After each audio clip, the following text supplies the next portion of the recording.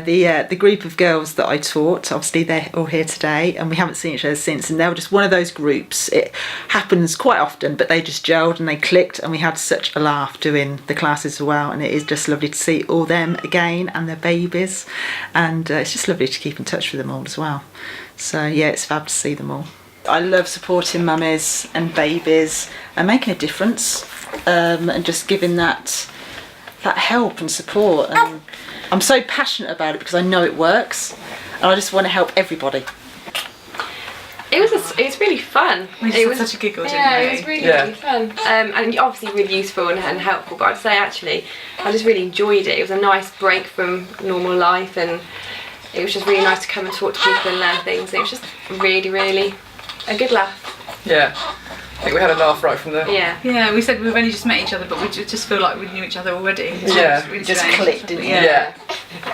So things like, I didn't know how to do a birthing plan, and that was kind of, you covered that, didn't you? And things like that, which you might not know, or what to put in a hospital bag, you can ask, and things like that. First time members, it's really useful on a practical level as well. It was actually my husband that suggested that we did the course again the second time. So I mean, he loved the fact that we did it the first time.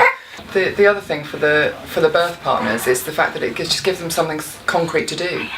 I think there's probably a lot of, I mean, you talk about us having that fear of childbirth. I think that's really common, that birth partners don't know what they're going in for either, and the focus on us is obviously significant, and therefore the focus on them, I think, probably falls by the wayside. So I think the fact that my husband felt so involved and so vital to the whole thing from very early on really helped him engage, because I think he saw that he had something very important to do.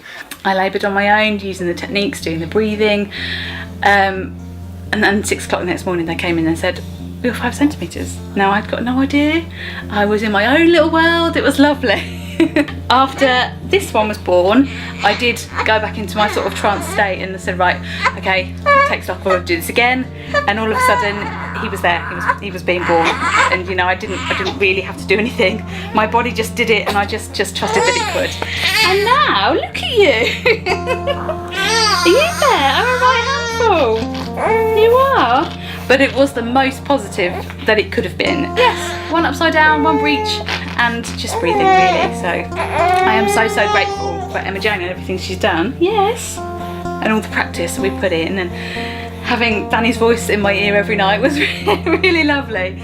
So I'm really grateful for what it's given me, and it absolutely was the right birth on the day. It wasn't anything that I could have prepared for, because who can prepare for a natural twin birth, So we did what was right for us on the day. We were kept informed, and I just used what was in me to cope with what was happening, and it was so lovely. I have recommended the Wise Hippo. There are several people already that I've pointed in Emma Jones' direction, so hopefully they'll benefit as well. So it's really good. It wasn't what we planned. We kind of had a plan to have a natural birth in a midwife-led unit, but ultimately he needed to come out, and he was sort of not the right way, so we made the choice to go with the C-section, which in the end was what had to happen, so we were happy with that. Took some advice from Emma Jane about what kind of things you can ask for, so things like delayed cord clamping and skin to skin, just so you be as informed as you can, because everything you have in your birth plan for a sort of natural birth you sort of assume you can't have in your C-section, but if you sort of go in and have expectations and are clear what you want, then you can achieve some of the things that you would want in a natural birth anyway, so it can be a good experience too. And it was a good experience because he came out healthy and happy and quickly, so yeah, I think we talked it through with Emma Jane, did some research, and just sort of made sure things we were going to have in the natural birth were sort of present in the C-section as well. And during the day of the C-section, I definitely used some of the breathing sort of leading up to in the waiting room and in the room we waited to go in. And when I had the injection in the back, I used the surge breathing, and it was absolutely, I would say it was pain-free. So I definitely used the techniques just in a different way, just to keep calm and sort of avoid pain when it was unavoidable.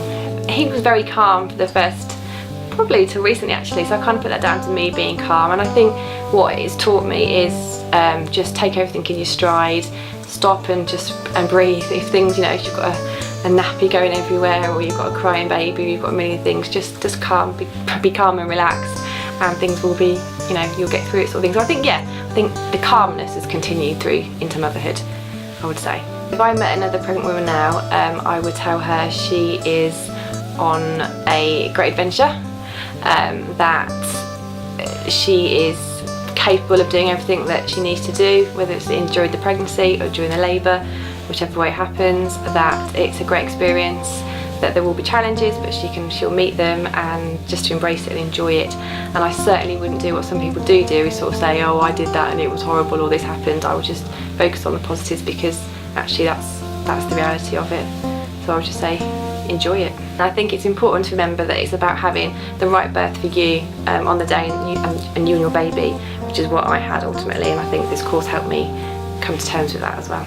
Listening to my MP3s and my affirmations, and particularly the code of confidence, actually that was a really big one for me. We've scanned you and we think that at 36 weeks this baby's over 8 pounds, and because I was thinking, well, that's just at £0.5 a week for up to 40 weeks, we're probably okay at just over 10 pounds, you know, I'm 6 foot tall, that's probably fine. I was 10 pounds when I was born, so I was surprised actually that my first son at 9 pounds 4 was quite as small as he was. So I thought, you know, that's probably okay, we're probably on track.